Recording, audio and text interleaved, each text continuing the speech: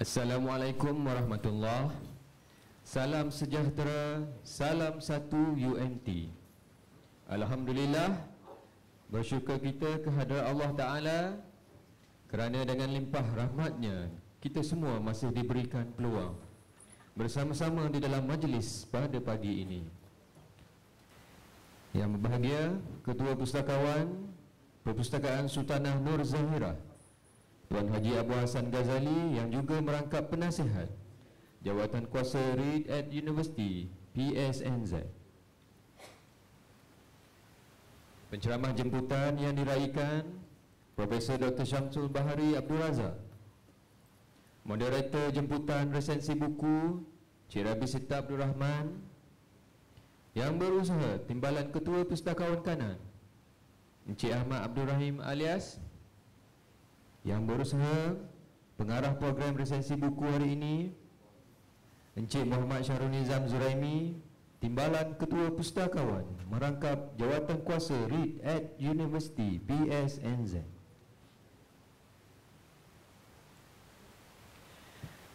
Yang berbahagia Datuk Zulkifli Amin bin Mat Yusof, Pengarah Pertanian Negeri Terengganu. Para pegawai kanan UMT dan para kehormat, para jemputan, guru-guru dan para pelajar sekolah angkat UMT, para hadirin, tuan-puan yang dihormati sekalian, majlis mengucapkan terima kasih di atas kehadiran tuan-puan semua ke program resensi buku pada hari ini. Untuk makluman tuan-puan para hadirin, program resensi buku kelulutologi merungkai misteri kelulut, alam dan kehidupan manusia merupakan salah satu pengisian program Reed at University peringkat UMT. Program ini juga merupakan salah satu perkongsian ilmu oleh Profesor Dr. Syamsul Bahari Abdul Razak mengenai buku kelulutologi karangan penyelidik berkaitan kitaran alam kehidupan lebah kelulut. Dan buku ini juga telah meraih anugerah Buku Negara bagi tahun 2022.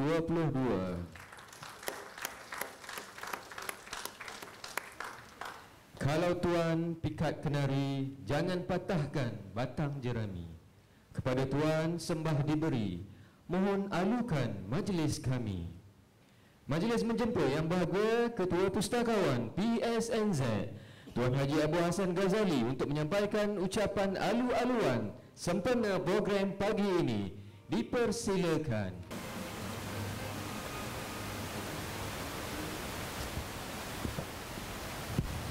Bismillahirrahmanirrahim. Assalamualaikum warahmatullahi ta'ala wabarakatuh dan salam sejahtera.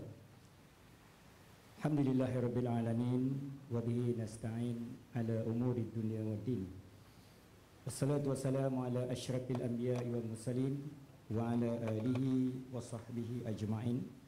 Subhanaka la ilma lana illa ma 'allamtana innaka antal alimul hakim. Rabbi shrah li sadri wa yassir li amri wahlul 'uqdatam min lisani yafqahu qawli.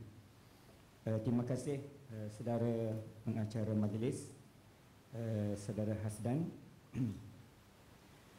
Yang berbahagia sahabat saya, panel program resensi buku kelulutologi merungkai misteri kelulut, alam dan kehidupan manusia, Profesor Dr. Syamsul Bahari Abdul Razak. Yang berbahagia Cik Rabi Sita bin Abdul Rahman, Timbalan Pengarah Penerbit UMT selaku moderator program kita pada pagi ini. Yang dihormati tetamu jemputan iaitu bahagia Datuk Zulkifli Amin bin Mat, Pengarah Pertanian Negeri Terengganu. Terima kasih Datuk kerana sudi hadir walaupun dapat surat last minute. Yang berusaha Encik Syahrul Nizam Zuraimi selaku pengarah program kita pada pagi ini. Bersama kita juga Profesor Mada Dr. Cik Asniza, penerbit UMT, pegawai-pegawai kanan UMT dan dimaklumkan juga Encik Abdullah Daud selaku pengurusi Persatuan Pengusaha Lebah Kelulut Terengganu Pelekat, yang katanya ada di bawah, sibuk melayan tetamu yang berminat dengan kelulut, madu kelulut. Tak sabar dah nak rasa dan seumpamanya. Okey. Encik Muhammad Imran Rosli, pengurus Harmoni Lebah Kelulut. Saya rasa pun mungkin ada dekat atas, ada dekat bawah juga tu. Okey. Rakan-rakan staf UMT dan para pelajar, hadirin dan hadirat yang saya hormati sekalian, tidak ketinggalan juga tetamu kita daripada UNIZA dan guru-guru di sekitar UMT. Alhamdulillah, bersyukur kita kepada Allah Subhanahu Wa Taala kerana dengan rahmatnya kita masih diberikan sedikit kelapangan waktu dan kesempatan masa untuk hadir bersama-sama pada pagi ini bagi menjayakan program kita. Untuk minta maaf suara saya ni segak sikit. Okey, segak sikit. Cumanya saya nak declare lah dekat sini. Saya bukan ahli politik. Kan? Sebab sekarang ni bila orang kata suara serak ni, kuat kempen. Kan? Saya bukan ahli politik. Dah hampir sebulan suara saya serak. Sebab sekarang ni kalah mungkin rakan-rakan ataupun tuan-tuan dan puan-puan ada rakan-rakan yang terpilih menjadi calon, memang rata-rata majoritinya akhir-akhir ni suara tak tubik. Suara jadi macam ni kan. Jadi kebetulan saya pun adalah kawan-kawan yang tu saya telefon, jadi buat apa suara gitu. Dia kata sehari 17 jam dia kata bercakap. Kan? Tak cakap pukul 12 malam, habis masa berkempen 7 pagi. 7 pagi keluar pula, pergi ke pasar lah, pergi ke mana, jumpa pengundi. Cakap lagi. Jadi maksudnya nak kabarnya saya serak ni bukan berkempen. Itu ya. Tuan-tuan dan puan-puan yang saya hormati sekalian, untuk makluman semua, program lisensi buku merupakan salah satu program yang dianjurkan oleh Perpustakaan Sultanah Nurul sebagai pengisian pelaksanaan agenda Read at Uni di peringkat UMT. Pelaksanaan beberapa siri resensi dan sembang buku di UMT sejak bermulanya pelancaran program Read at Uni peringkat kebangsaan pada 29 November 2018 lagi, dan telah memperlihatkan kesungguhan iltizam UMT dalam menyokong agenda Read at Uni ke arah menghibur dan memperkasakan budaya membaca di kalangan warga kampus. Dan program lisensi buku kelulutologi merungkai misteri kelulut, alam dan kehidupan manusia oleh seorang pensyarah, seorang penyelidik UMT yang hebat, iaitu Profesor Dr. Samsul Bahari Abdul Razak, yang akan bermula sebentar saja lagi. Program ini dicadangkan oleh pengurusan UMT sendiri dengan menumpukan kepada hasil-hasil penerbitan dan penyelidikan UMT yang telah berjaya memenangi anugerah. Kita bagi keutamaan. Okay. Usaha ini merupakan satu bentuk perkongsian ilmu, kemahiran dan kepakaran penyelidikan yang terdapat di UMT kepada warga kampus dan komuniti sekitar. Selain itu, program ini juga merupakan satu medium bagi mewar-warkan kejayaan penerbitan dan penyelidikan ilmiah UMT kepada warga kampus dan komuniti luar. Untuk makluman para hadirin semua, seperti yang dimaklumkan oleh pengerusi tadi, bahawa buku Kelulutologi Merungkai Misteri Kelulut Alam dan Kehidupan Manusia ini telah berjaya menerima anugerah buku negara 2022 kategori buku umum terbaik, kategori alam semula jadi dan penyelidikan. Tahniah, kita bagi tepukan kepada Prof. Dr. Samsul. Bukan mudah dan alhamdulillah pada hari ini kita bersama seorang penyelidik, seorang penulis, seorang ilmuwan yang hebat dalam bidang kelulut dan telah pun diiktiraf kepakaran kehebatan tersebut dengan berjaya dianugerahkan yang saya sebutkan tadi. Jadi kita bersyukur sangat.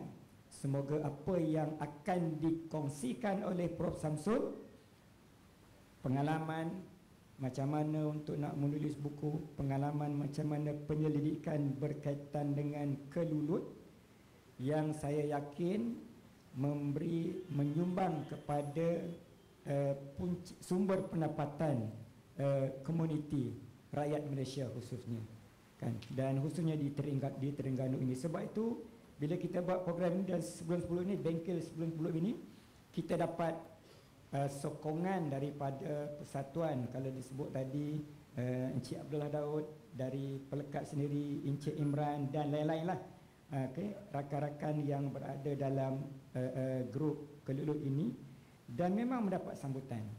Yang terakhir, tak silap saya, Prof. Samsul ada buat bengkel asas untuk macam mana nak kelulut yang baru ni, kan, ramai tempat terhad, ramai lagi yang nak menyertai. Tapi saya harap mungkin lepas ini Prof. Samsul akan buat lagi bengkel-bengkel yang sama, kerana ramai permintaan. Sebab saya nak masuk bengkel kedua, Prof. Samsul tak bagi, kena melalui bengkel pertama dulu. Jadi kena perlu pada 1, 2, 3, dia tak boleh terus masuk 2 terus. Jadi macam tu. Okey, tuan-tuan dan puan-puan yang saya hormati sekalian, saya tidak berniat nak berucap panjang. Kita akan beri masa yang seluahnya dan kita beri peluang kepada para hadirin untuk bertanya perkara-perkara yang berkaitan dengan kelulut, dan mungkin nanti Prof. Samsul juga mungkin boleh berkongsi dengan kita. Saya tanya dulu ni, mungkin Prof. Samsul boleh sebut juga dalam pembentangan nanti pengongsian, maksudnya penjanaan pendapatan kepada komuniti. Maksudnya kalau kita di kampung moleknya ada berapa sarang, kalau ada 10 sarang, pendapatan banyak mana, gitu kan. Sebab kita tak terfikir sebelum ni. Saya baru berjinak-jinak dengan kelulut, kan, berjinak-jinak dengan madu kelulut. Madu kelulut je lah. Okay. Jadi akhir kata, saya sudahi ucapan saya dengan serakat pantun, buah selasih buah kelubi di dalam dulang hidangan pagi. Terima kasih daun keladi, bila diundang datanglah lagi. Sekian, wabillahi taufiq wal hidayah. Assalamualaikum warahmatullahi taala wabarakatuh.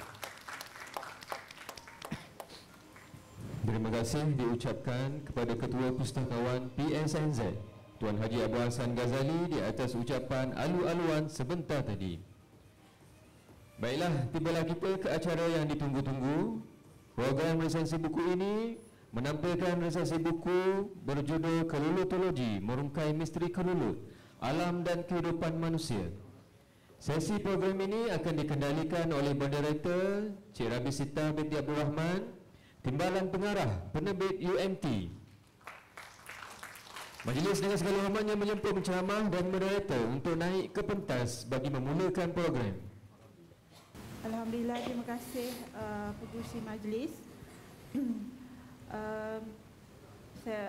Saya ucapkan selamat datang kepada semua, terutama kepada VIP kita, Pengarah Pertanian Terengganu Datuk Zulkifli, Yang Berusaha Ketua Pustakawan Tuan Haji Abu Hassan, dan juga Pengarah Program Cik Syahrul Nizam Ibrahimi, Tuan Haji Rahim, Timbalan Ketua Pustakawan, rakan-rakan daripada industri Kelulut dan juga guru-guru sekolah sekitar yang tempat yang berada di sekitar UMT.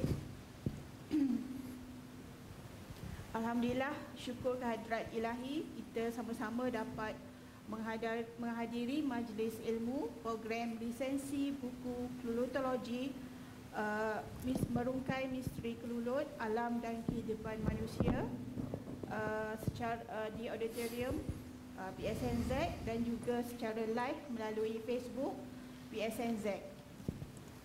Terlebih dahulu saya ingin mengucapkan tahniahlah kepada Prof. Samsul kerana buku ni telah dipilih sebagai menang anugerah buku negara ya, baru-baru ini dalam kategori buku umum terbaik alam semula jadi dan penyelidikan. Juga telah dipilih sebagai penerima anugerah buku ilmiah terbaik sains tulen yang diadakan bagi kategori anugerah julangan bakat UMT dan di majlis anugerah tahunan UMT baru-baru ini. Tahniah Prof.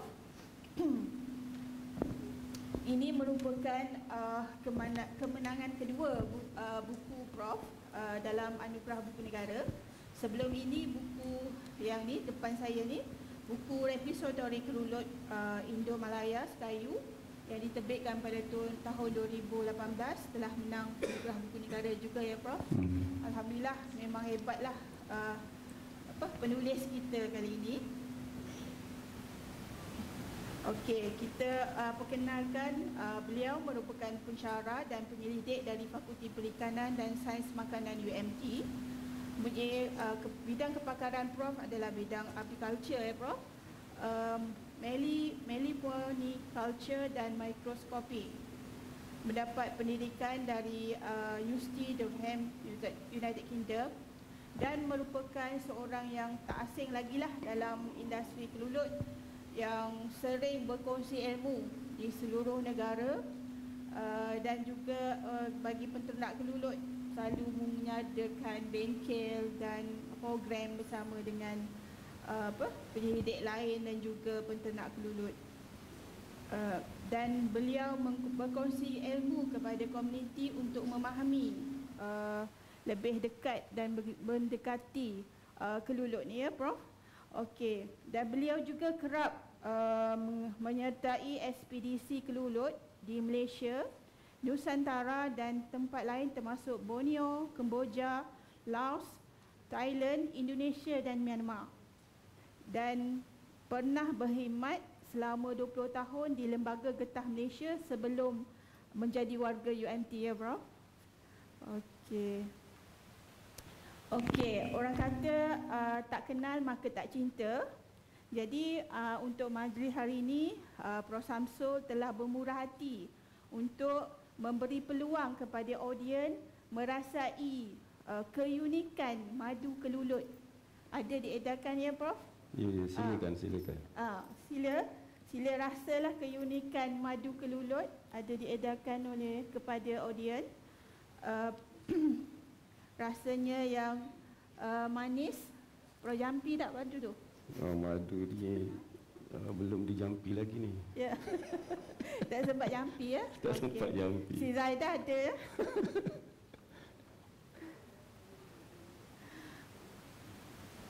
Okey, bagi memulakan bicara kita, boleh Prof cerita tak kronologi Prof dalam menerbitkan buku ni? Okey, baik. Bismillahirrahmanirrahim. Yang saya hormati rakan dan sahabat saya, Encik Abu Pengarah Perpustakaan Nur Zahirah UMT, yang dimuliakan Datuk Zul, Pengarah Jabatan Pertanian yang sudi hadir kepada majlis kita pada hari ini, Tuan Najillah, rakan sekelulut. Lamalah kenal Tuan Najillah, rakan sekelulut yang banyak menyokong industri kelulut terutama di Terengganu. Rakan-rakan UMT, para jemputan, guru-guru yang hadir dan juga anak-anak dari sekolah yang hadir pada hari ini. Jadi sebelum menjawab kepada soalan moderator Cik Rabil, seperti yang hadirin semua dapat tu cuba sila rasa dahulu madu kelulut. Madu kelulut yang diedarkan ini adalah madu kelulut daripada sahabat kita Cikgu Mahdi Calok. Dia ada Calok. Jadi rasa dia tu unik. Masam, manis, lemak dan ada pahit. Jadi itu antara keunikan madu kelulut. Bila makan tu kita niat doa, selawat 3 kali dan minta, ya Allah, jauhkanlah dan hilangkanlah segala penyakit yang aku tahu dan tidak tahu. Itu doa minta. Jadi dengan keberkatan tu insya-Allah. Jadi assalamualaikum, itu pembuka kalam. Sebelum kita menjawab kepada soalan Cik Rabil. Jadi saya amat berterima kasihlah dan berbesar hati untuk berada pada majlis ini, Cik Rabil, bersama rakan-rakan untuk berkongsi tentang satu buku yang kita panggil kelulutologi, berjudul kelulutologi. Jadi buku ini, kelulutologi ini merupakan jendela, satu jendela untuk membawa kita sebagai pembaca ini mengenali lebih dekat apa itu kelulut. Sebab tu kalau kita tengok tajuk tu merungkai misteri kan, merungkai misteri kelulut, alam dan kehidupan. Jadi buku ini Alkitab, satu buku yang membawa pembaca untuk melihat, memahami dan juga mencintai kelulut, supaya kita faham hubung kait. Itu intipati kelulutologi ini. Okey, berapa lama tempoh Prof untuk menghasilkan buku ni, manuskrip ni Prof? Jadi buku ni antara salah satu projek penulisan buku saya. Untuk makluman, saya telah menulis dan bersama dengan penerbit UMT mengeluarkan 5 buku. Sebenarnya ada 5, ada satu lagi tu. Buku yang pertama tak ada kat sini, dah out of stock. Tahun 2015 terbit satu buku, Kembara Kelulut Semenanjung Malaysia. Jadi bersama dengan penerbit, kita bersama-sama telah menerbitkan 5 buku berkaitan dengan cerita-cerita kelulut ni. Jadi untuk buku kelulutologi ni, cara penulisan saya ni agak unik dan lain sedikit, di mana segmen yang terdapat dalam, ataupun kita panggil chapter tu kan, terdapat dalam buku ni merupakan penulisan, siri penulisan kelulutologi di dalam muka buku. Jadi di dalam kelulutologi yang kita lihat di hadapan ni merupakan siri 90. Siri itu masih berjalan lagi. InsyaAllah saya berhajat sebelum pencen ni, habis perkhidmatan ni, sambungan tu kita akan keluar insyaAllah kelulutologi nombor 2. Okey. Kira Prof menggunakan kaedah meletakkan dokumentasi dalam muka buku Facebook untuk dikumpulkan dan diterbitkan dalam bentuk buku ni lah. Ya, betul. Jadi Alhamdulillah. Jadi buku ataupun penulisan kelulutologi ini merupakan pengalaman, dapatan semasa.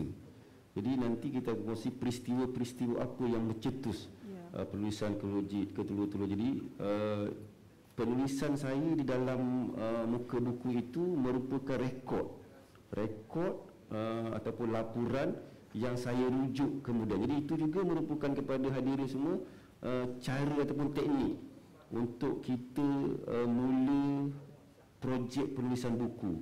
Saya menggunakan platform Facebook. Selain daripada platform Facebook, sebab di Facebook kita ada limit kan, ada limit berapa panjang kita boleh tulis. Jadi kalau tulis panjang-panjang orang tak baca juga. Tapi komplement atau pelengkap kepada penulisan saya di dalam siri kelulutologi dalam Facebook itu, saya gunakan aplikasi pada masa itu Google Keep.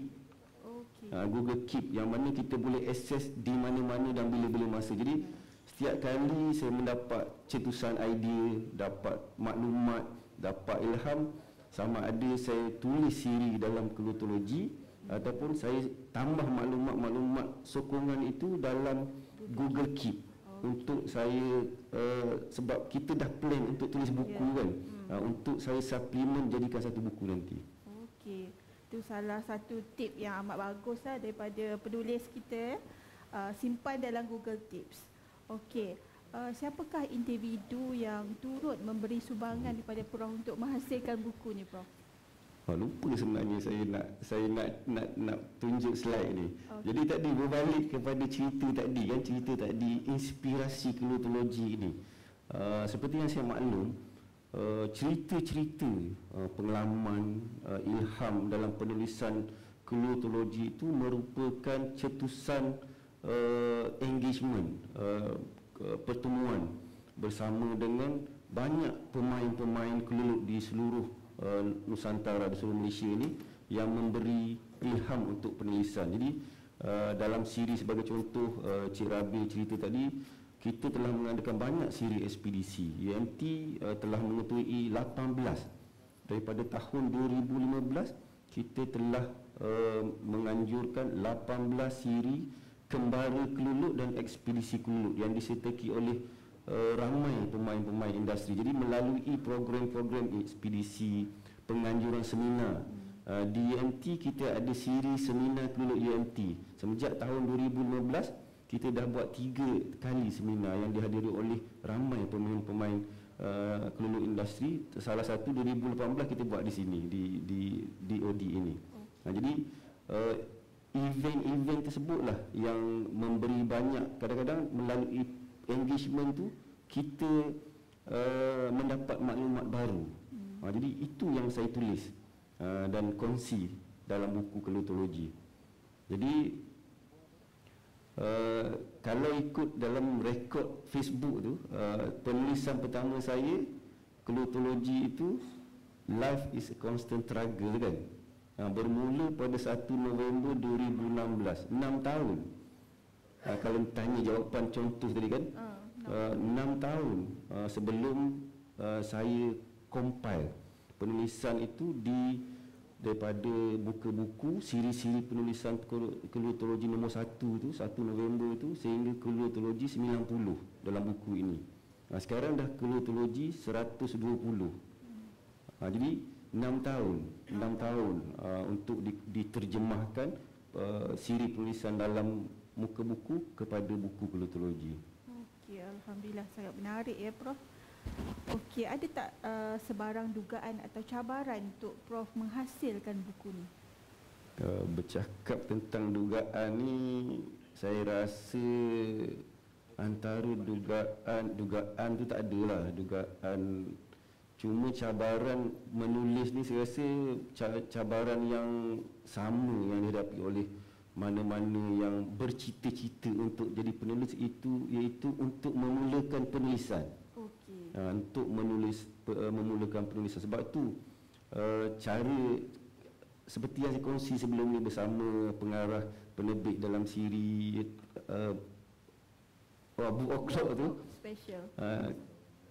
cara terbaik adalah kita kena disiplin, mendisiplinkan diri kita, menulis sedikit-sedikit tetapi beristiqamah, continuously.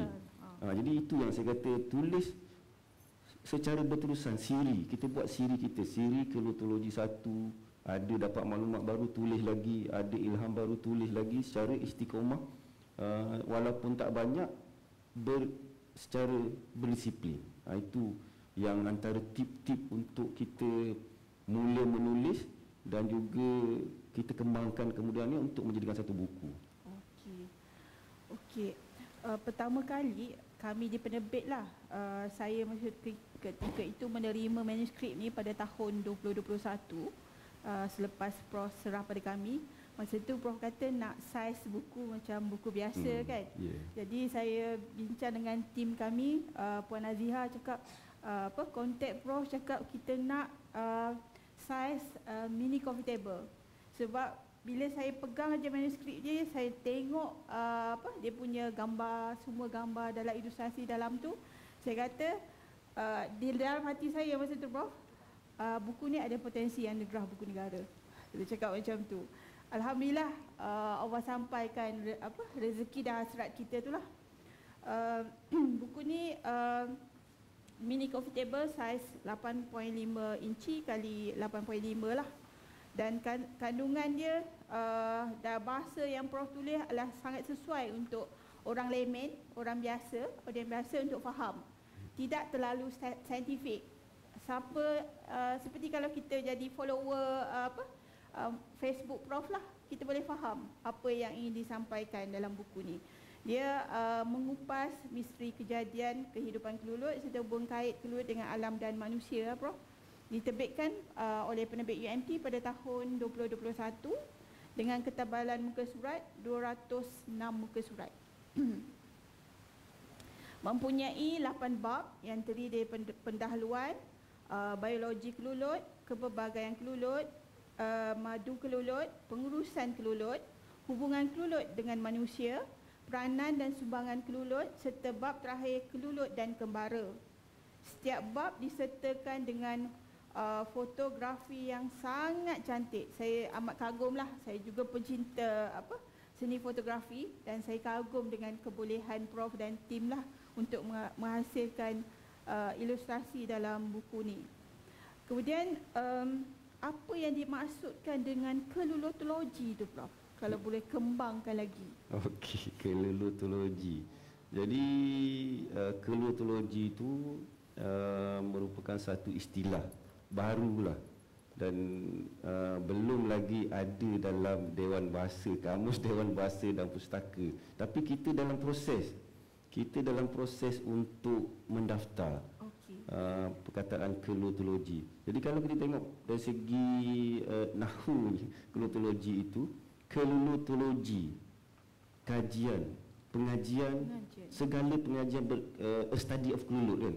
Segala pengajian tentang kelulut. Jadi saya cerita tadi lah, ia merupakan satu jendela untuk kita mengetahui segala serba-serbi berkaitan kelulut. Tapi bagi saya, tadi lupa tak? Bagi saya, kelulotologi ini merupakan satu pengembaraan untuk mengenali kelulut untuk saya. Itu adalah persepsi dan takrifan saya, merupakan a journey untuk saya sendiri mengenali kelulut, mengenali diri sendiri dan mengenali alam dengan lebih mendalam. Jadi kalau tuan-tuan dan hadirin tengok daripada takrifan itu sendiri, ia merupakan takrifan kalau kita belajar ilmu tauhid. Mengenal diri, mengenal Tuhan. Awaluddin. Jadi itu adalah cara kita untuk mengenali kebesaran kejadian Tuhan terhadap alam supaya kita mengenali pencipta kita. Itu sebenarnya salah satu intipati kelulotologi. Jadi sebenarnya kita saya rasa saya nak miss orang-orang yang banyak menyokong. Ya. Yang memberi sumbangan. Orang yang banyak menyokong dan memberi sumbangan terhadap bukan saja penulisan ini, tetapi terhadap sepanjang pengembaraan saya tadi. Pengembaraan saya untuk mengenali kelulut ini, inilah dia antara individu-individu yang banyak sekali saya berhutang budi. Kalau tuan-tuan tengok arwah Encik Muhtar. Encik Muhtar di sebelah kiri gambar itu, dan pelajar master saya saudara Firdaus. Banyak sekali menyokong dan memberi sokongan di sepanjang. Ini merupakan founding members di UMT ni, kumpulan penyelidik kelulut, KEPAK. Masa itu kita panggil tahun 2014 itu KEPAK, ditubuhkan KEPAK sebelum tertubuhnya Special Interest Group Lebah dan Kelulut SIG pada tahun 2017. Jadi 2014 tiga orang ni lah yang pergi mengembara, memulakan kembara pertama di Borneo. Kita telah pergi ke Borneo, Sabah, Brunei dan Sarawak untuk merekod. Sebab pada ketika itu 2014, 2015, 2016 tu banyak maklumat tentang kelulut ni tidak dapat kita cari, tak ada rujukan sangat. Kalau kita cari rujukan di internet, terutamanya kelulut Malaysia, tak ada untuk kita buat panduan dan rujukan. Jadi itu merupakan inisiatif lah kita ambil pada ketika itu, kumpulan KEPAK ni, untuk berjumpa dengan penternak yang tak ramai lagi pada masa itu. Saya ingat lagi ketika itu untuk mendapat sampel. Kalau masa itu kita buat kajian kelulut ni, nak cari sampel madu kelulut ni, lokasi yang saya pergi tu, saya terpaksa pergi sama ada ke Sekayu, repository kelulut Sekayu, ataupun saya pergi ke Gombri Semarang, Cik Lan, untuk buat plot eksperimen. Di sekitar Gong Badak ni tak ada orang sangat lagi yang ternak kelulut. Jadi menunjukkan ketika itu tak ramai. Tapi sekarang ni kalau kita tengok Cik Abu pun, Tuan Haji Abu pun dah ternak. Tak payah pergi jauh dah kan, tak payah pergi jauh. Tuan Haji ternak, ramai peternak-peternak. Cikgu Yunus yang rakan kelulut kita juga, ramai yang sudah ternak kelulut. Jadi ketika itu inilah dia, individu-individu yang banyak menyokong pengembangan karier dan juga bahan. Cik Mukhtar ni dia ada karakter kebapaan. Jadi banyak dia memberi sokongan terutama dalam bidang fotografi tadi. Jadi Cik Mukhtar ni dia ada satu teknik yang unik. Kalau Cik Rabi perasan, gambar-gambar yang diambil oleh saya ini merupakan inspirasi daripada Cik Mukhtar lah. Sebab dia selalu ingatkan saya, Prof dia kata, kita ambil gambar, jangan ambil gambar macam orang biasa-biasa ambil gambar. Itu antara ayat dia. Jadi kita ambil gambar, dia paling ayat dia, kita ambil gambar momen. Itu saya paling ingat, momen kelulut. Kita jangan ambil gambar kelulut kelulut saja, tapi kelulut dalam aktiviti dia apa, momen dia tu, momen terbang, momen dia tengah ambil sumber, momen tengah keluar daripada sarang, momen. Jadi itu yang banyak saya belajar dari Cik Mukhtar lah, yang membantu dalam penghasilan penulisan buku kelutologi ini. Dan juga selain daripada itu, gegasi-gegasi standing on the shoulders of giant ni, kita berada di bahu ni untuk melihat jauh ni adalah gegasi-gegasi pemain industri, rakan-rakan industri, sebagaimana Tuan Hajilah lah. Tuan Hajilah ni memang individu yang hebat juga sebenarnya di Jabatan Pertanian. Kita aktif berkolaborasi, UMT dengan Jabatan Pertanian aktif berkolaborasi. Salah satu hasil kolaborasi kita ni penubuhan repositori kelulut Indo-Melayu di Sekayu. Di Sekayu yang mana malang sekali dah habis musnah banjir baru-baru ni. Jadi bersama dengan Hajilah lah, sama-sama dengan Hajilah, kita tubuhkan repositori Indo-Melayu di Taman Pertanian Sekayu. Jadi kerjasama dan sokongan begitulah kita kumpulkan maklumat-maklumat untuk dijadikan penulisan, bukan saja penulisan saintifik, jadi bahan-bahan penulisan buku. Dan yang paling yang menyokong kita, saya ni adalah isteri saya sendirilah, ratu yang bertakhta di hatiku. Jadi di setiap pencapaian seorang suami itu sentiasa ada di belakang ke, di tepi, di sisi sang isteri yang menyokong kerja kita. Jadi itu juga merupakan sokongan yang baiklah dalam penulisan ini. Isteri saya dia selalu buat proofreading. Ya, saya perasan setiap buku Prof, pembaca Prof adalah Puan Zaidah Kassim. Tahniah Puan. Okey, macam dari segi kita balik pada fotografi tu Prof kan, Al-Fatihah kita ucapkan kepada Brother Mokhtar, our brother. Macam Prof selepas belajar teknik fotografi daripada almarhum Brother Mokhtar ni, Prof sendiri saya lihat boleh berkebolehan mengambil foto-foto, sebab kita tengok kalau daripada buku ni kita boleh nampak macam bulu-bulu kelulut tu daripada dekat sayap dia punya urat-urat semua sangat sharp kan, dia punya pemaparan tu. Macam mana Prof? Prof belajar berapa lama ambil masa untuk Prof mendapatkan kemahiran ini? Baik. Saya meminati aktiviti fotografi ni dah lama. Memang antara minat saya lah. Daripada remaja dahulu lagi saya ingat. ketika itu kamera masih lagi kamera yang analog kan, bukan digital, yang menggunakan filem. Jadi kamera pertama saya ingat saya guna kamera bapa saudara saya tahun 70-an. Saya kecil lagi, seronok tengok yang rewind kan. Tak ada filem pun, kita duduk main krek. Jadi seronok. Jadi semenjak daripada situ saya minat. Cuma peluang untuk betul-betul mendapat kamera sendiri tu ketika belajar di UKM. Tahun pertama saya beli kamera. Jadi tapi ketika itu saya sendiri tidak fokus kepada bidang makro fotografi. Saya ambil gambar candid, landscape biasa. Bersama Cik Muhtar ni lah, arwah Cik Muhtar ni, pada tahun 2015 kita bila terlibat dalam keluk ni, dan kita rasa kita kena rekod keluk di Indo Melaya ni, keluk Indo Melaya ni, untuk pengetahuan hadirin semua. Di Malaysia ni kita ada lebih kurang 80 lebih spesies keluk Indo Melaya. Jadi kalau kita cari rekod gambar makro fotografi hidup keluluk Indo Melaya ni, tak ada. Memang tak ada. Jadi itu yang mencetus semangat kita ni supaya kita menjadi yang pertama rekod. Jadi itu juga motivasi saya.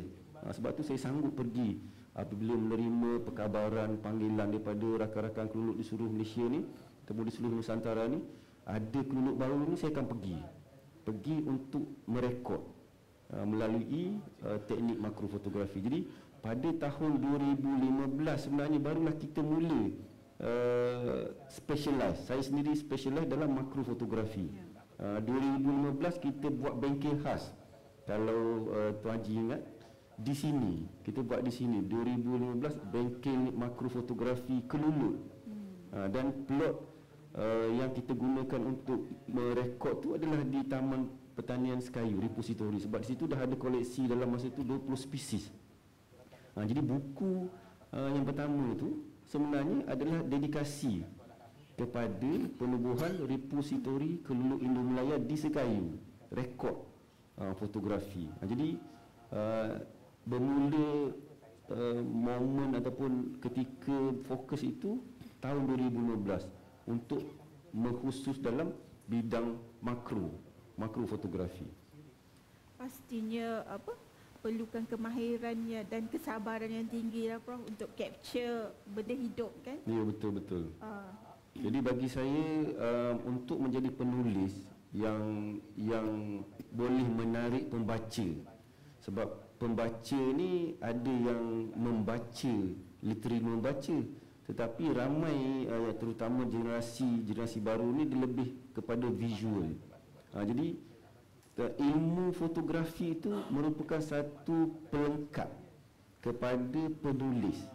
Sebab kalau saya cara saya menulis, salah satu teknik saya menulis adalah saya menyusun gambar dahulu. Storytelling saya itu saya susun gambar dulu. Sebab tu kalau nanti saya kongsikan buku-buku yang menunggu untuk diterbitkan ni, kalau hadirat sekian nampak ni, pengembaraan saya di Brazil sebenarnya dah siap 60%, 70% dalam bentuk pictorial report, buku-buku bergambar, cuma menunggu narration, penulisan. Jadi ini adalah teknik saya untuk menyiapkan buku. Jadi itu salah satu, fotografi tadi itu merupakan salah satu komplement, pelengkap kepada penulisan. Itu cara saya. Jadi susun dulu gambar. Jadi bila kita dah habis satu projek itu, jadi projek itu sebenarnya dah lebih 50% dah siap. Cuma tulis pencerita, narration kan, penceritaan daripada gambar tu. Ya, betul. Okey, apa keistimewaan madu keluluk ni, Prof? Okey, baik. Jadi sekarang ni saya rasa semua dah rasa kan. Dah rasa keunikan madu keluluk. Jadi untuk pengetahuan hadirin semua, madu keluluk ni dia unik dan istimewa. Dia ada kesamaan dengan madu lebah, sebab saya rasa saya pasti ramai yang lebih banyak pengalaman merasai madu lebah berbanding madu kelulut. Jadi madu kelulut ni dari segi soalan-soalan biasa kita terima lah Cik Rabil, apakah adakah madu lebah atau madu kelulut lebih baik atau lebih khasiat kan? Lebih khasiat. Dari segi khasiat, kalau kita tengok daripada komposisi, khasiat sama. Khasiat sama. Kalau kita cerita khasiat untuk orang yang sakit sekian ni, dia ada kebaikan. Tapi kalau kita lihat daripada komposisi kandungan di dalam madu kelulut itu, dia lebih berbanding madu lebah. Sebab paling utama dia bukan kerana sumber yang diambil itu, sebab kadang-kadang lebah dan kelulut tu dalam habitat sama, dia ambil sumber yang sama. Tetapi kerana cara madu itu disimpan. Jadi kalau kita lihat, bagi penternak-penternak yang dah lihat bagaimana madu kelulut itu disimpan, dia disimpan di dalam tempayan yang diperbuat daripada bahan yang dipanggil propolis. Berbeza dengan madu lebah kampung ataupun madu lebah tualang, madu itu disimpan di dalam hexagon cell wax, lilin kan. Lilin ni tak banyak. Tak, itu telur. Itu telur. Telur dia. Telur kelulut. Jadi propolis sendiri, tempayan yang disimpan madu itu sebenarnya mengandungi lebih tinggi khasiat daripada madu kelulut. Jadi di Malaysia ni tak ramai peternak yang memfokus kepada pengembangan produk-produk propolis. Sebenarnya di luar negara seperti di Brazil, peternak Brazil lebih fokus kepada pengeluaran penghasilan produk-produk berasaskan propolis berbanding dengan madu. Sebab dia tahu khasiat daripada propolis itu sebenarnya lebih tinggi daripada madu itu sendiri. Tetapi madu kelulut ni disimpan dalam tempayan propolis tu, dia akan menyerap, dia akan menyerap khasiat zat propolis tu ke dalam madu. Jadi madu itu sendiri mengandungi nutrien daripada propolis. Sebab itu kalau kita banding dengan madu lebah tadi yang disimpan dalam lilin tu, madu kelulut ni lagi tinggi, lagi banyak, lagi tinggi khasiat zat-zat nutrien yang baik untuk tubuh badan kita. Kenapa rasa dia lebih masam berbanding dengan madu biasa tu, Prof? Okey. Itu pun antara perbezaan. Kalau tuan-tuan tengok nanti boleh rasa, saya rasa pelekat pun bawa madu lebah kan. Bawah ada pelekat. Jadi nanti bila habis nanti kita boleh melawat meja pameran pelekat, boleh rasa beza madu lebah, madu kelulut. Jadi madu lebah ni antara ciri karakter utama kita tengok ni, dia lebih pekat. Dia lebih pekat. Madu lebah ni lebih cair kerana kandungan air. Kandungan air madu kelulut ni lebih tinggi, 28, 30 lebih persen. Kandungan air ni berbanding madu lebah yang 20-22%. Dengan kandungan komposisi air yang tinggi itu, satu lagi kelebihan madu kelulut ni, dia mengandungi benda hidup, mikrobial, beneficial microbe. So banyak kehidupan yang baik untuk tubuh badan kita ni, beneficial microbe ni, mikrob baik ni. Jadi dalam dengan kandungan air, ekosistem yang banyak itu, dengan kandungan komposisi beneficial microbe yang tinggi itu, banyak berlaku proses-proses yang kita panggil penapaian, fermentation, yang sebenarnya baik untuk kita dan juga baik untuk madu kelulut sebagai pengawet. Jadi itu yang menyumbang, salah satu ni menyumbang kepada rasa masam manis, tak sama dengan madu lebah. Jadi itu yang penyumbang kepada rasa masam tu. Okey, macam kalau Ratu Prof adalah si Zaida. Okey, kalau kelulut ni dia ada Ratu Kelulut. Apakah kepentingan Ratu Kelulut ni pada koloni kelulut tu, Prof? Ratu Kelulut ni sebab ada ratu kat depan ni, kena cakap baik-baik sikit. Okey. Jangan salah cakap. Jangan salah cakap. Okey. Jadi koloni sarang kelulut ni dia unik. Dia kelulut ni merupakan serangga sosial, berkasta. Dia ada susunan kasta dia yang diketuai oleh ratu. Kelulut tidak diketuai oleh jantan. Tak boleh, dia tak ada king. Okay. Dia queen control. Okay. Jadi perkataan queen control. Jadi kelulut ratu ni dia mengatur semua. Jadi dia ni pengurus.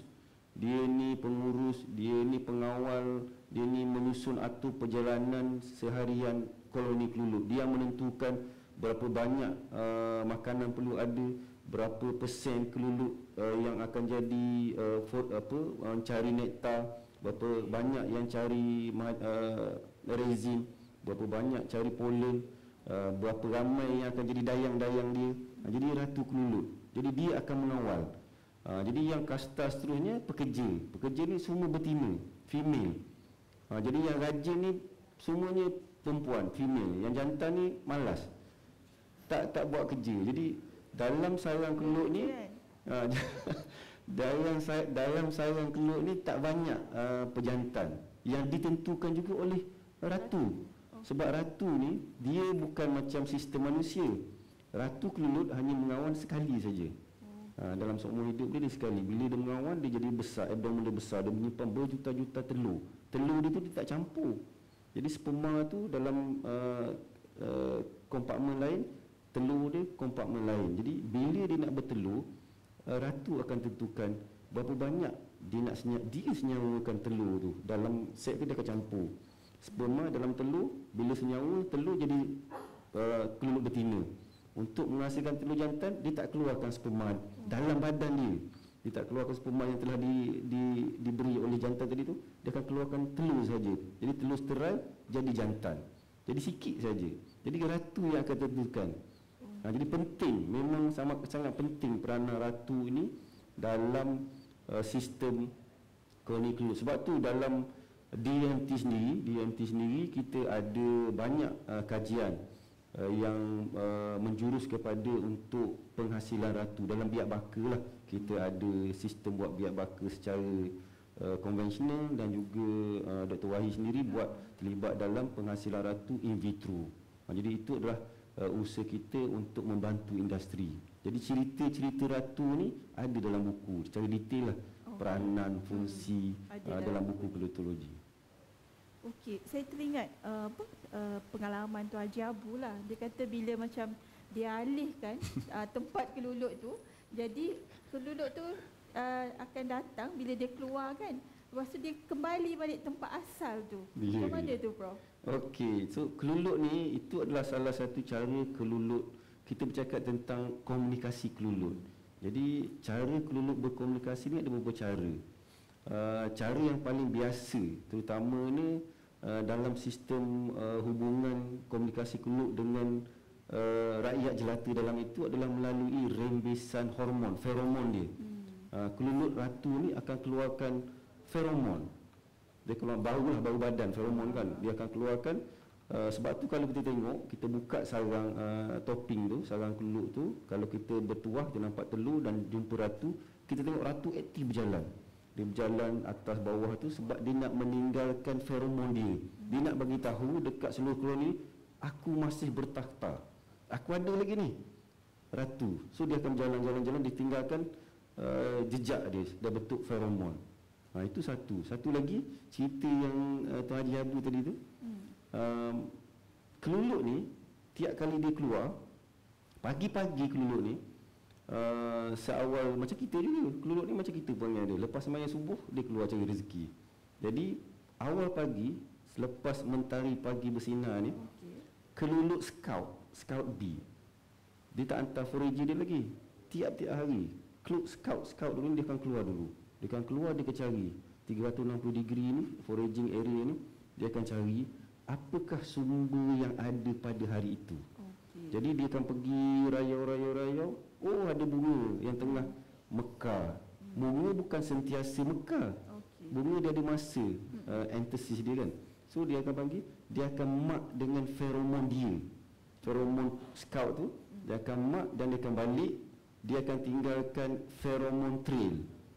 Feromon trail, feromon highway. Jadi dia akan tinggalkan feromon tu, dia akan lapor kepada foragers dia. Dia kata, Mat, kau ikut feromon aku ni kat situ, kau akan jumpa nektar. Scout yang cari, sebab dia specialize. Scout B yang cari resin, dia akan cari sekitar tu, oh ada resin. Dia akan mark feromon tu, dia balik, balik. Sampai tu dia cerita, Minah, Mat tak ada lah kan. Semua perempuan kan, Minah dekat sekian-sekian direction ni, koordinat sekian ni ada resin, kau pergi situ. So kau lagi-lagi pergi jumpa pollen, kan dia buat pollen ni kan, dia mark situ feromon, so dia buat trail ni, dia balik cerita. Sebab itu keluluk ni tak akan sesat, dia tak akan jadi macam cerita Piramli balik malam-malam tu kan, sesat bilik masuk tu kan, dia akan jadi macam tu. Walaupun kita letak dekat-dekat, dia akan masuk kepada sarang dia juga. Pasal setiap koloni itu dia akan mengeluarkan feromon yang berbeza. Jadi masing-masing ada feromon highway masing-masing. Dia tak akan salah, oh pucuk masuk rumah lain walaupun kita letak sebelah-sebelah. Itu satu. Jadi dalam kes Cik Abu tadi tu, kalau kita nak pindah dalam foraging area tu, dalam kawasan rayawan dia tu, kita tak masih, sebab kita pindah, trace feromon tu masih ada. Jadi kita pindah sarang ke lokasi baru, dia tak ada koordinat baru ni, dia masih lagi ikut highway feromon lama. Jadi dia balik ke tempat asal tu lah. Sebab tu untuk SOP pemindahan tu kita ada cara nak pindah bila dan di mana, di luar kawasan rayawan. Jadi itu cara komunikasi salah satulah, dia ada beberapa cara lagi, boleh baca dalam buku kelologi. Ya. Okey, kita tengok macam buku ni 2 kali cetakan lah. Kali kedua tahun ni kan Prof. Kita tengok kalau dia memberikan gambaran, ialah mendapat sambutan.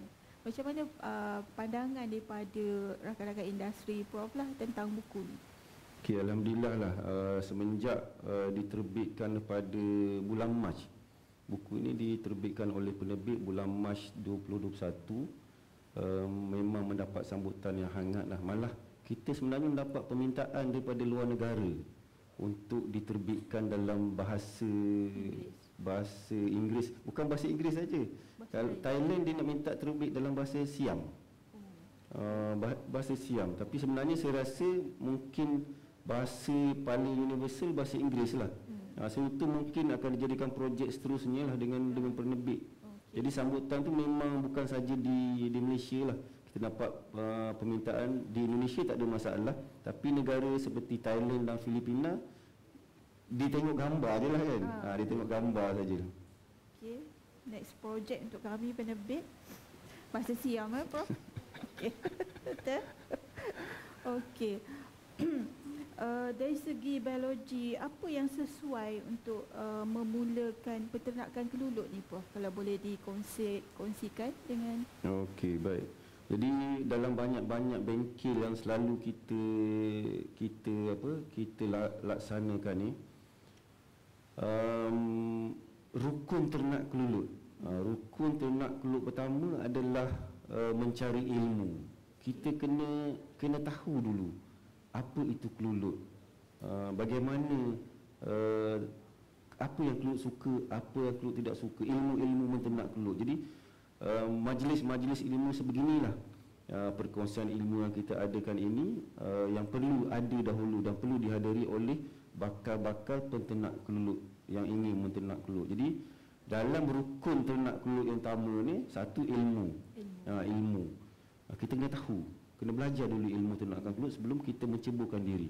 Kedua, seperti juga dalam perniagaan real estate, lokasi. Tempat kita nak ternak tu, kita kena pastikan tempat yang kita nak ternak itu adalah sesuai. Sesuai tu maksudnya selamat untuk keluluk. Tidak ada pemangsa, bukan kawasan kotor, bukan kawasan tercemar, tidak ada kawasan yang berluasa semburan racun, tak ada kawasan pembakaran.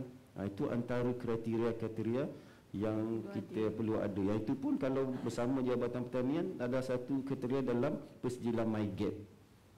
Satu persijilan dikeluarkan oleh Jabatan Pertanian.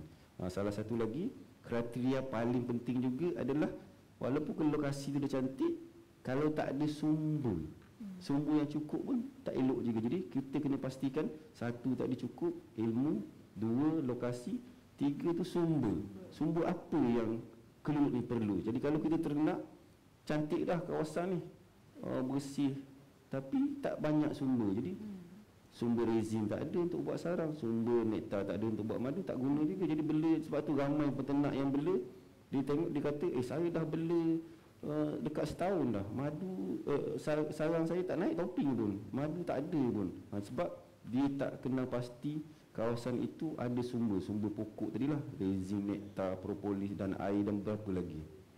Okey, ada nasihat tak daripada Prof untuk memastikan penternak pemula Kelulut ni sukses dalam selain daripada yang Prof kata untuk adakan sumber, pastikan sumber, apa nasihat lain yang tips lain yang Prof boleh bagikan pada mereka? Okey, jadi industri kelulut di Malaysia ni kita boleh katakan agak lambat berkembang. Kita bermula dan mendapat perhatian ni di sekitar tahun 2014-2015. Jadi kita katakan dan andaikan industri ni sebagai satu industri yang baru hendak bermula. Jadi kita lihat banyak perkembangan positif lah dari segi sokongan kerajaan, sokongan agensi, pertambahan minat daripada pemain industri penternak sendiri. Jadi salah satu cara dan juga cadangan saya kepada penternak untuk pergi lebih jauh adalah bersama-sama dengan rakan-rakan industri yang lain. Jadi kita sekarang ni dengan teknologi WhatsApp, Facebook, banyak kumpulan-kumpulan perbincangan. Join untuk kita dapatkan maklumat. Sebagai contoh, persatuan di Terengganu kita ada pelekat, bukan kain pelekat, pelekat Persatuan Usahawan Lebah Kelulut Terengganu. Di Kelantan kita ada Drones, di Pahang ada PUKP. So, seluruh negeri ada persatuan. Jadi bagi bakal tu peternak yang ingin mendapat maklumat ataupun networking tu, joinlah, sertailah persatuan-persatuan ataupun kumpulan-kumpulan perbincangan yang banyak berada di media-media sosial ni.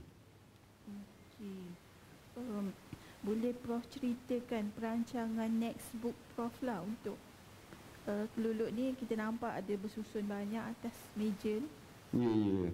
Jadi kalau sebenarnya banyak, seperti saya tunjuk tadi ni, di sini saja ni saya bawa ni ada 10 manuskrip yang 60-70% siap, yang ingin saya habiskan sebelum saya pencen. Ini kembara Brazil.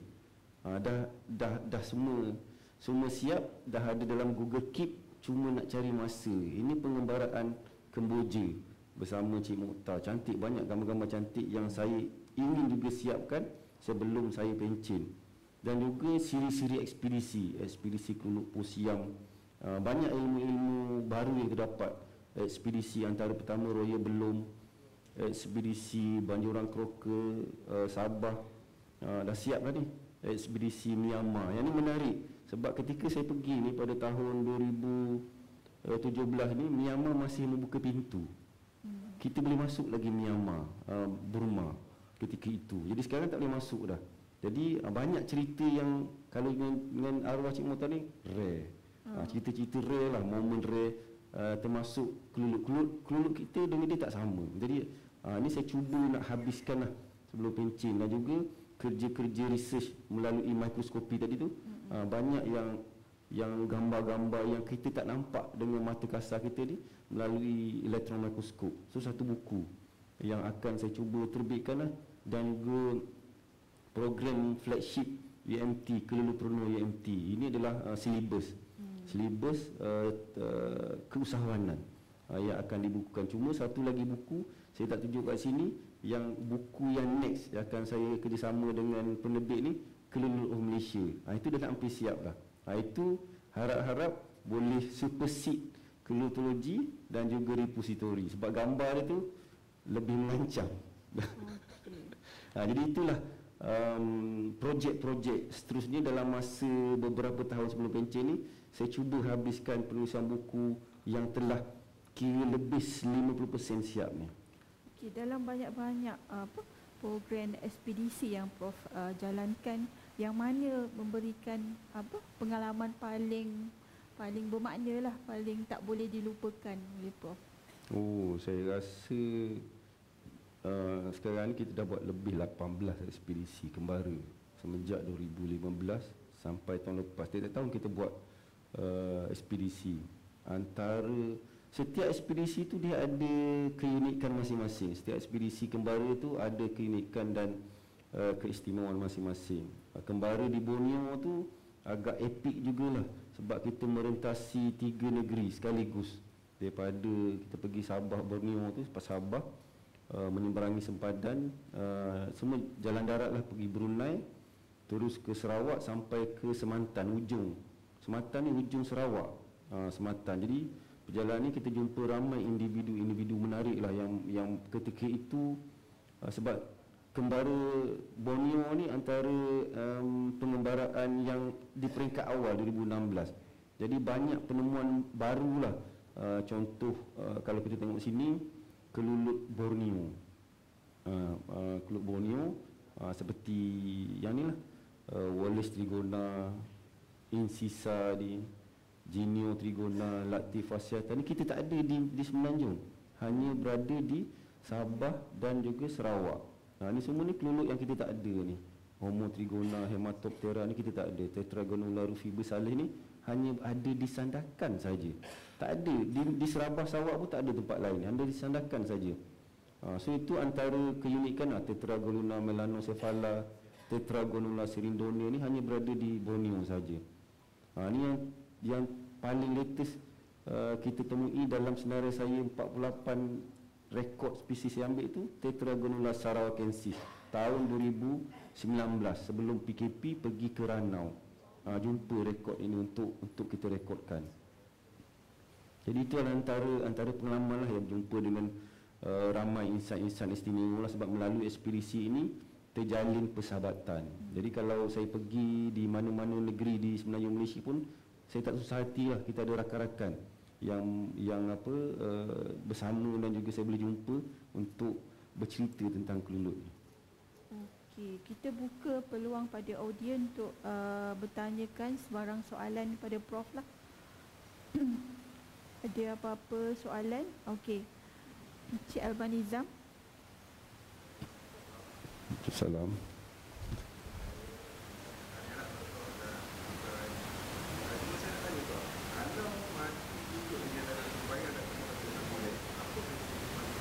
Okey.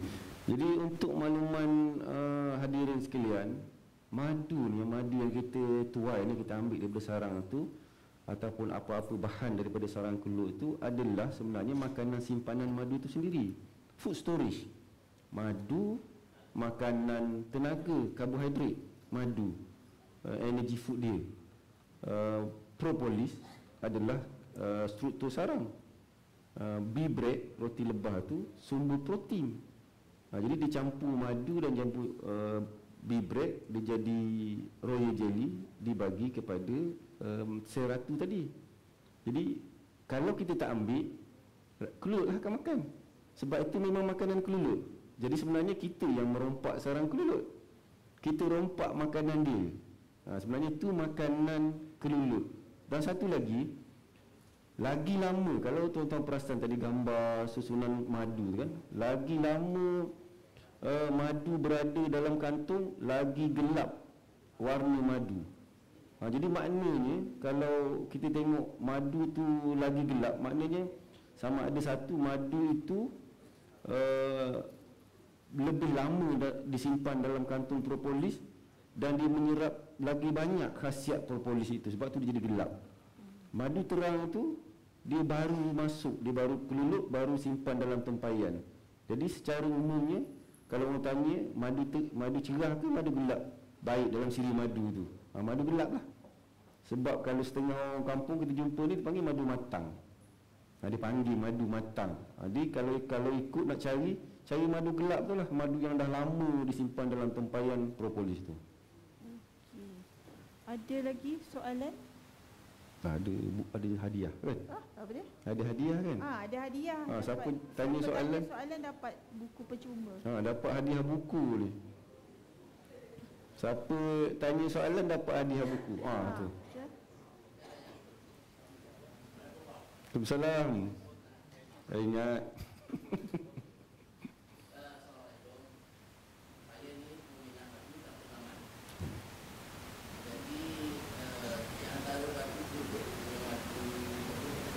Lebah.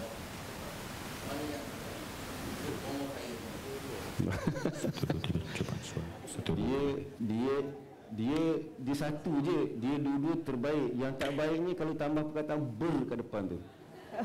Jangan tambah ber tu, tambah per tu yang mudarat tu. Tapi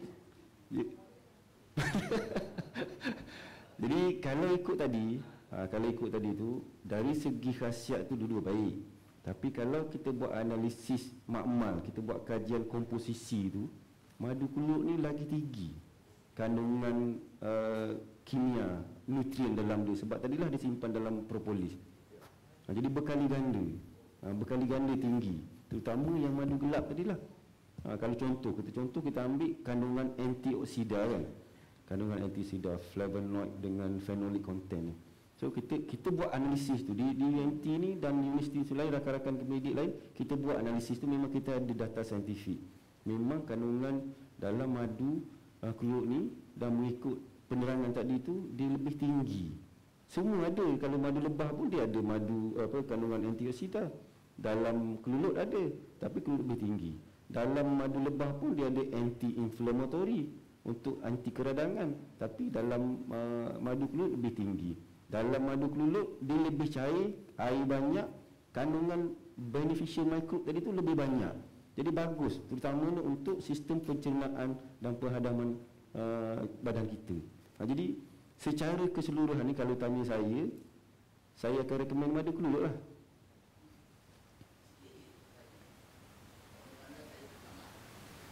Pengamal yang mana satu tu?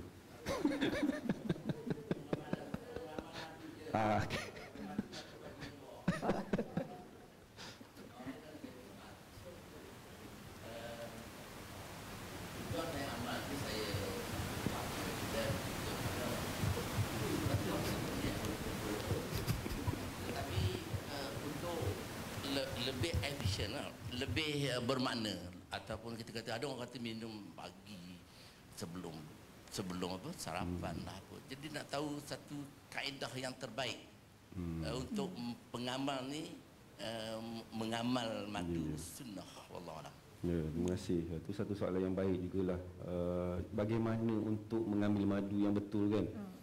Jadi kalau ikut sunnah ni, kita ambil apa-apa pun secara sederhana.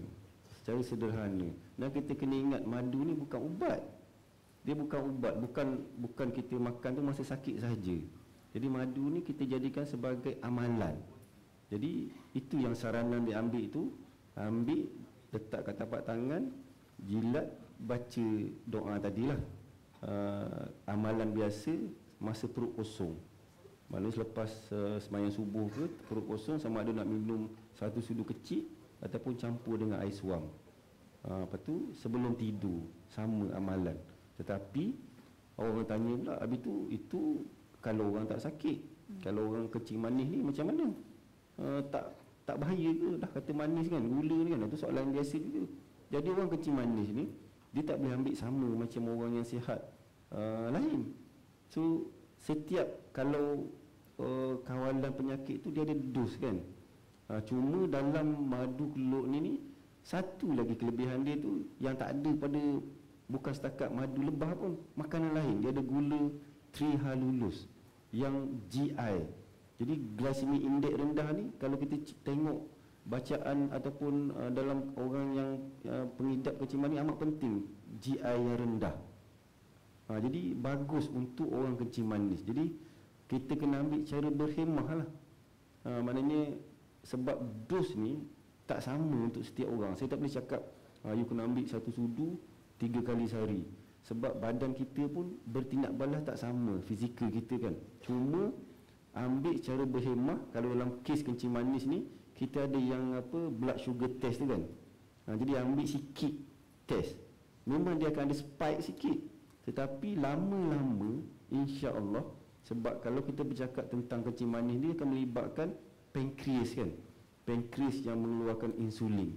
Jadi mekanisme madu ni dia bukan jadi kita anggap sebagai ubat, dia akan merawat sistem badan kita. Jadi perlahan-lahan kita ambil berhemah, monitor blood sugar content untuk kencing manis ni, kita makan dan kita minta supaya dia memperbaiki pancreas system yang mengawal insulin tu. Jadi insya-Allah. Jadi cara tu berbezalah. Tapi general ataupun rule of thumb tadi itulah ambil pagi perut kosong, malam sebelum tidur. Ni buku. Buku. Yang buku library akan bagi. Oh, library bagi ya. Okey. Dapat hadiah buku. Hadiah buku. Siapa tanya soalan dapat hadiah buku tu. Tanya soalan bukan jawab soalan, tanya soalan. Puan Anim ada soalan? Ada soalan lagi.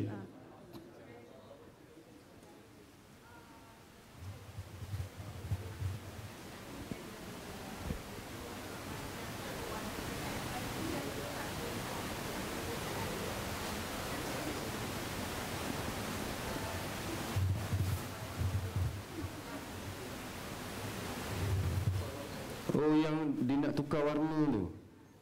Okey, dia ada madu ni, itu yang unik tu. Sebab madu ni daripada sumber nektar kan. Madu sumber nektar. Nektar daripada pokok. Nektar ni adalah manisan sep pokok. Jadi sep pokok ni sama ada daripada bunga ataupun daripada bahagian-bahagian lain pokok. Dia boleh kelulut ni kalau, sebab tu as long as ada pokok, insya-Allah kelulut boleh hidup. Sebab kalau tak ada pokok, pucuk pokok tu kelulut ni dia akan gigit. Dia akan gigit bud tu, yang tunas tu dia akan gigit, dia akan keluar juga sep tu, dia akan ambil, itu gula juga tu, manisan, nektar. So dia akan proses kat mulut ni, dia ada mandibular gland ni, dia proses, pecahkan gula kompleks, gula ringkas, lepas tu masuk dalam perut, pecah lagi dengan enzim, gula kompleks, gula ringkas tu ditukar menjadi madu kan. Jadi faktor yang menentukan selain daripada propolis dan tempoh masa tu adalah sumber nektar. Sebab sep pokok tu adalah mineral daripada tanah. Kalau kita buat kajian fiziko-kimia ni, ash content. Ash content. Jadi geographical location, di mana kelulut itu berada pun mempengaruhi sumber pokok tu. Jadi sebab tu kalau kita ambil madu dalam kampus ni, madu kelulut Itama di sini, madu kelulut di Kuala Berang, madu kelulut di Johor, pada musim sama, madu tak sama warna dia. Sebab pertukaran yang berbeza. Maknanya dia boleh, the moment dia masuk tu pun madu tu dah gelap. Sebab tu ada musim, setengah musim tu, Cik Imran bawah tu selalu dia dapat madu purple. Madu gelap Cik Imran tu.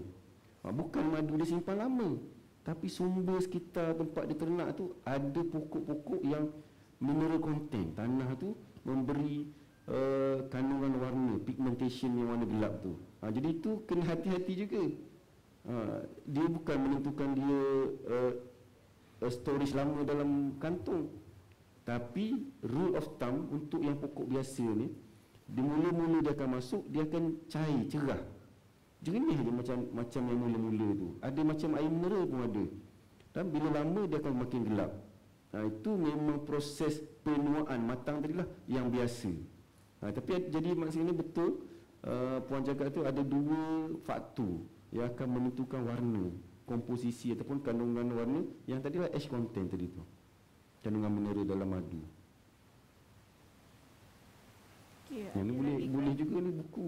Tu adik sila. Dua soalan dapat satu buku je.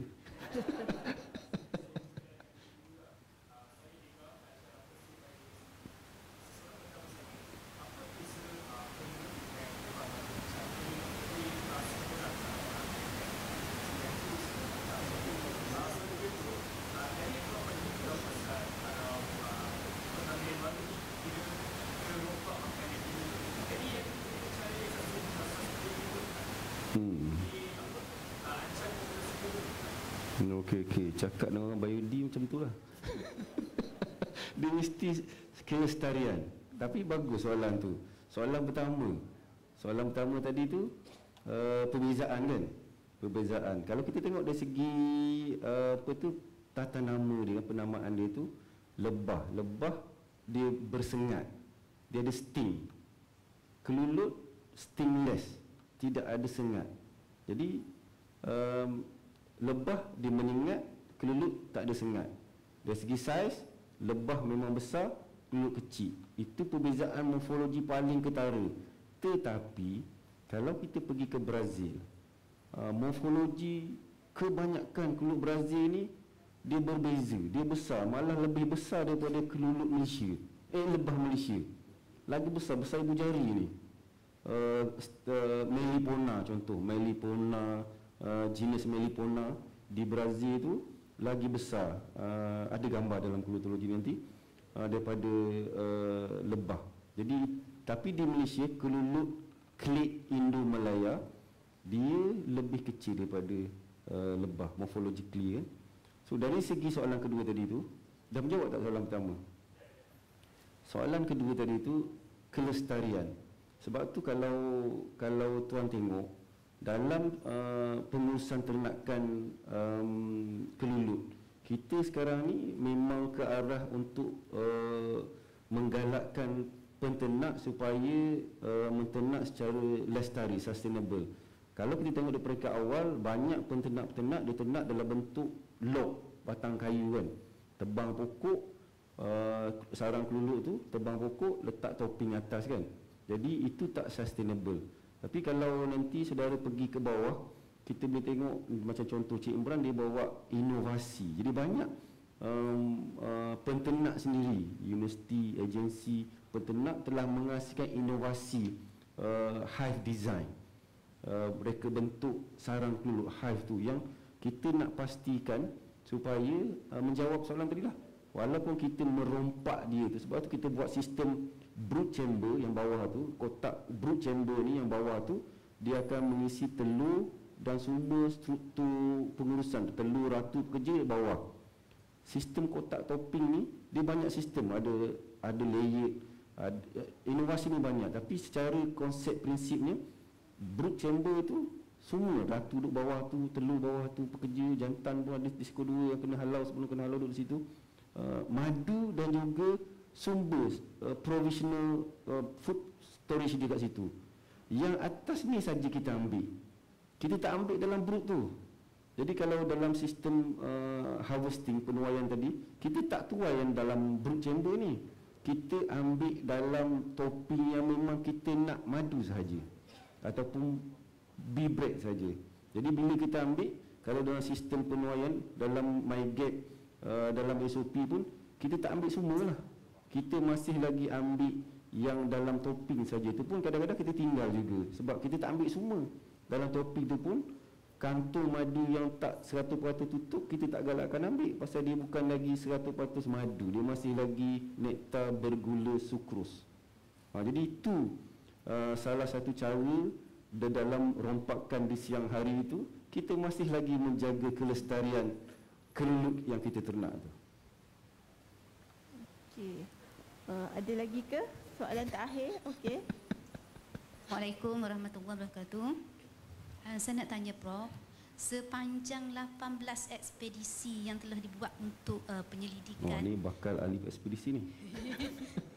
Untuk penyelidikan keluluk, adakah Prof pernah menjumpai spesies baru yang belum pernah direkodkan? Dan bagaimana Prof namakan spesies tersebut? Sebab kita tengok nama keluluk ni pelik-pelik je. Jadi dapat kat mana idea nak namakan spesies tersebut? Okey, yang saya rekod ni, terima kasih Puan. Yang saya rekod ni, yang saya rekod bergambar ni bukan spesies baru. Yang recorded, yang direkodkan, didaftarkan tu 80 lebih tu, keluluk Indo-Malaya tu telah direkodkan 100 lebih tahun dahulu oleh pengkaji saintis koloni Eropah. Dia dah rekod, dia dah ada buku rekod dia. Jadi saya sekarang ni merekod gambar hidup. Saya rekod balik, cari balik selepas 100 tahun. Contoh tadi yang Rufi Basalis tadi disandarkan tu.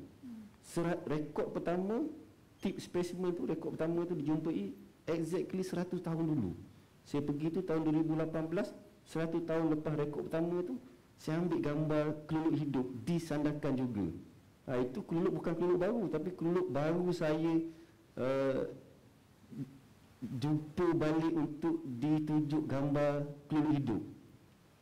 Tetapi sebenarnya dalam pengembaraan 18 ekspedisi itu, saya ada jumpa kelulut yang tidak ada dalam description ataupun gambaran rekod yang berkemungkinan merupakan spesies baru. Tadi saya cerita dekat Tuan Haji, berkemungkinan ada 3-4 spesies lagi, sebab saya yakin memang banyak lagi sebenarnya spesies kelulut baru yang belum dinamakan. Cuma saya rekod gambar dan tidak sempat lagi untuk menjalankan proses-proses sistematik taksonomi, dia panggil yang nomenclature itu penamaan untuk kita namakan spesies Tetragonula Abu Hasani contoh. Tak, nama baru lah kan. Jadi belum masa lagi sebab Tuan Datuk Zulkifli, Haji Lohi, sebab ni lah ada 10 ni saya nak siapkan ni. Jadi saya memang berharap rakan-rakan SIG yang ada di UMT ni, kita ada 2-3 orang entomologis di SIG ni yang boleh mengambil inisiatif untuk mendescribe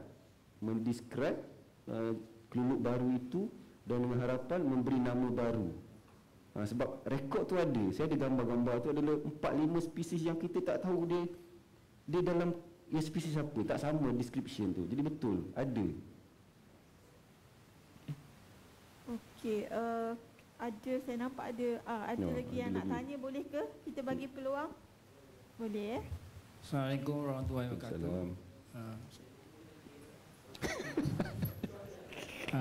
Berdasarkan fakta madu semakin gelap mengandungi antioksidan lebih tinggi. Adakah dari segi pengalaman saya, Roh, adakah madu berdasarkan gelap ni berdasarkan jenis bunga ataupun tempoh penyimpanan dalam propolis tu? Sebab dari segi pengalaman saya, ada kelulut tu tak habis sebulan tu, bila kita harvest dia memang gelap. Itu ya, Roh. Dah betul tu. Tadi macam cerita yang Cik Imran tadilah, yang dekat kawasan Cik Imran tu memang dia letak tu madu tu dah gelap.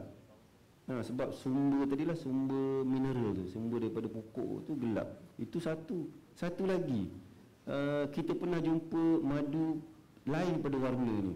Kita jumpa madu warna hijau macam daun pandan. Kita jumpa madu pink dekat dengan TLC. TLC pink, madu pink. Madu yang kali macam ni merupakan pigmentation resin pokok. Contoh di TLC kat mana je lah? Jabi. TLC di Jabi saya pergi tu, yang colour pink, memang ambil tu colour pink. Bukan colour merah, colour brownish macam ni, memang colour pink. Madu tu pink, memang unik lah kan, jarang. Dalam satu sarang Thoracea, Ginotrogona Thoracea, sebelah dia ni tak colour pink, sarang je colour pink. So kita pun masa tu, yelah, bila kita jumpa satu penemuan yang baru ni dan pelik kan, macam mana dia jadi macam tu? Dia proses dalam perut dia, spesies ni pelik sikit ke atau macam mana? Apa yang kita boleh simpulkan? Sebab bila 2 kali, sebenarnya saya pergi dekat TLC 2 kali. Satu ambil madu, lepas tu macam tak dapat lagi ilham jawapan kan. Satu kali lagi saya ambil propolis dia. Pergi tu TLC kata ada lagi. Saya ambil propolis yang ada colour pink tu, kita rendam dalam pelarut. Dia tu, pelarut tu jadi pink. Maknanya penyumbang, faktor yang menyumbang warna tu adalah infusion daripada kantung dia. Dan saya dapati dekat rumah atau kawasan tu dia ada pokok quinine. Pokok quinine, getah quinine dia colour pink, purple, pink. Jadi sumber resin tu pun mempengaruhi komposisi warna selain daripada mineral dan juga tempoh masa kita letak dalam kantung madu tu. Okey. Ada adik yang atas tadi nak tanya. Okey, silakan.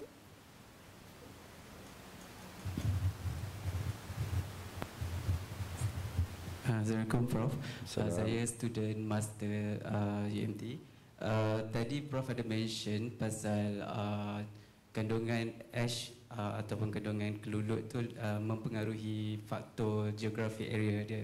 Tapi saya nak tahu, adakah dia mempengaruhi spesies? Sebab spesies tu, spesies kelulut kan banyak dekat dunia ni. So adakah dia mempengaruhi juga kadar nutrien dalam kelulut tersebut? Adakah spesies kelulut mempengaruhi nutrien kelulut tersebut? Madu yang dihasilkan oleh spesies A, spesies B, adakah madu dia berbeza? Memang berbeza. Memang berbeza. Dia ada spesies dependent kualiti madu ni. Kualiti tu maksud dia kandungan, kalau kita buat tu physicochemical lah. Physicochemical composition, chemical composition tu dalam tu, dan juga organoleptic dari sensori kita ni.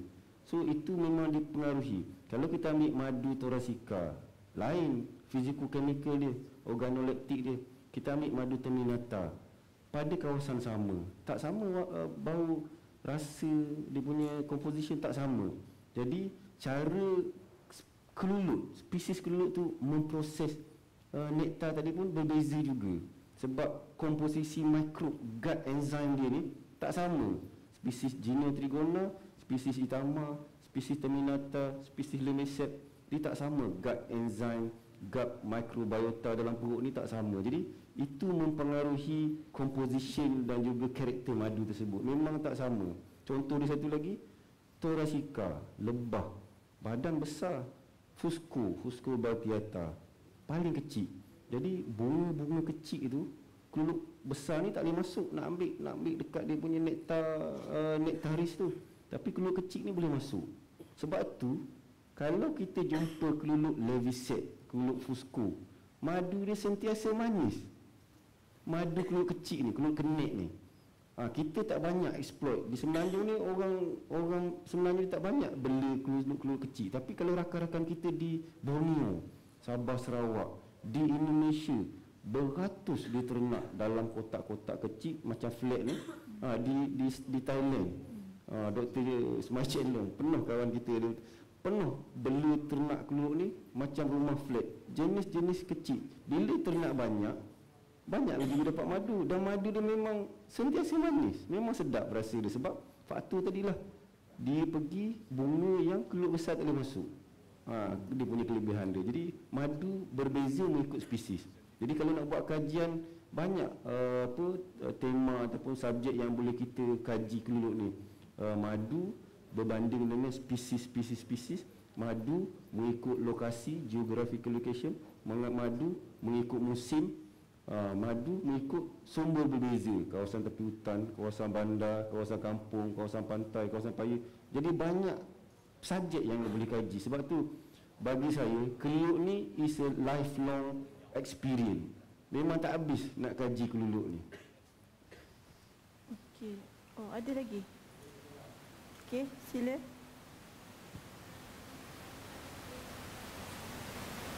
Wah, ni soalan online ni macam beli auction je ni. Okey, memang tu pun soalan, terima kasih lah. Itu soalan yang popular juga lah. Soalan popular, macam mana nak bezakan madu asli, madu kelulut. Mungkin Haji Loh lagi pengalaman nak cerita ni. Haji Loh pengalaman ni cerita madu kelulut asli, madu kelulut tiruan ni. Jadi untuk makluman hadirin semua ni, kita kena berhati-hati dalam minum madu ni. Sebab ada laporan mengatakan madu-madu yang terdapat di pasaran ni, kita tak boleh nak kata percentage berapa, tetapi banyak madu yang telah tercemar, adulterated. Kita tak kata madu tiruan, madu tercemar. Jadi madu tercemar ni, adulterated honey ni, dia banyak kategori. Madu asli campur dengan gula, madu campur dengan manisan, bukan madu pun dijadikan madu sintetik. Jadi banyak kategori madu yang adulterated honey ni. Jadi untuk memastikan bagaimana kita mendapat madu yang bukan adulterated honey, madu asli ni, satu-satu ni jumpa dengan Haji Loh lah. Penternak. Tak betul, ini penternak. Kita jumpa penternak kelulut dan pergi dapatkan madu tu, tengok dia sedut depan mata. Itu cara yang paling straightforward. Salah satu lagi, ternak kelulut sendiri. Tak, kita pasti memang kita akan dapat madu asli kan. Dan selain daripada itu, saya tak ada, saya tak minat ternak, saya tak nak kenal Haji Loh, nak jumpa dia. Salah satu lagi, mahal sikit lah, kita kena hantar buat lab analysis, hantar dekat makmal, kita akan buat analisis. Di UMT kita bertuah. Sekali lagi kita kerjasama dengan Kerajaan Negeri Terengganu melalui Jabatan Pertanian, kita telah set up makmal kualiti Pantai Timur, madu Pantai Timur. Jadi kita buat analisis, mengikut standard Dewan MSA 283. Itu cara paling yang definitif untuk kita pastikan madu yang kita beli ni ataupun yang madu kita dapat ni adalah madu asli. Tapi mahal lah. Madu murah tadilah, jumpa Haji Lam, pergi beli sendiri. Okey, macam mana kita nak pastikan Prof, macam madu dalam simpanan kita tu masih elok untuk dimakan ataupun tak? Madu ni dia tak ada tarikh luput. Itu satu kelebihan madu, dia tak ada expiry date. Cuma cara penyimpanan, cara penyimpanan madu itu akan mempengaruhi shelf life dan juga kualiti. Sebab madu keluluk ni oleh kerana dia mengandungi kandungan air, water content tinggi itu, dia cepat fermentasi, penapaian. Jadi dia akan mengubah rasa tu daripada rasa masam-masam manis lagi lebih masam, dan juga dia ada banyak volatile CO2 tu. Jadi dia akan dari segi rasa lah, kita makan masam sangat ni tak boleh makan. Sebenarnya dia tak rosak. Jadi dulu-dulu, awal-awal dulu tu ramai yang peternak ni atau pengguna ni, dia dapat madu, dia tak simpan dalam peti sejuk, taruh atas meja, sebulan 2 bulan masam, dia buang gitu je. Sebab dia tahu ni dah rosak dah ni. Sebenarnya tak rosak, boleh, cuma kita lalu tak lalu je lah nak makan. Ada kata-kata terakhir daripada Prof lah, sebab kita tengok pengurusi pun dah gelisah-gelisah. Okey Prof, saya bagi peluang untuk Prof buat kesimpulan. Okey, baik, terima kasih. Jadi penutup kalam dan juga perkongsian pada majlis ilmu pada kali ini, saya rasa buku klimatologi ini objektifnya untuk membawa kita mengenali tadilah sebagai jendela untuk kita mengenali keluluk lebih mendalam, dan juga memahami, menghayati hubungan. Yang paling penting itu hubungan, bagaimana keluluk, peranan keluluk kepada manusia dan juga peranan keluluk kepada alam sekitar. Jadi hubung kait ini penting untuk kesejahteraan tiga-tiga tadi, kesejahteraan keluluk, kesejahteraan kita sebagai manusia, dan juga kepada alam sekitar. Keluluk dia memberi madu, memberi makanan kesihatan kepada kita. Seperti daripada itu, keluluk menjaga kelestarian alam sekitar sebagai fungsi utama ejen penembungan tadi. Jadi peranan kita sebagai khalifah Allah di bumi ini adalah menjaga dua-dua itu. Kita jaga alam sekitar yang dijaga oleh keluluk itu, dan juga kita jaga keluluk melalui konsep tadi, kelestarian tu, kelestarian alam sekitar. Kita jaga keluluk, kita jaga tempat tinggal dia, kita bela dia, kita gandakan dia banyak-banyak supaya kitaran kelestarian itu terjamin. Jadi itulah juga intipati buku klimatologi itu, hubungan, fungsi dan peranan untuk kita hayati. Okey. Terima kasih Prof. Untuk ketahui lebih lanjut tentang kelulut dan pengalaman Prof dengan berkaitan klimatologi, boleh dapatkan buku ni dengan harga special di bawah. Harga special. Hari ini kita bagi diskaun 25%, RM40 saja. Harga biasa RM53. Hari ini RM40 saja. Okey, boleh beli secara cashless di bawah. Boleh pakai kad debit, kad kredit dan juga barcode. Kemudian kita ada 4 lagi lah buku Prof yang lain yang masih ada stok. Kita ada dengan tawaran harga yang special juga, 25% juga. Dan kita ucapkan jutaan terima kasih Prof, tahniah dan syabas. Terima kasih juga kepada Tuan Haji Abu dan pasukan PSNZ atas penganjuran majlis ilmu ini. Semoga segala ilmu yang kita kongsikan dapat memberi manfaat kepada semualah.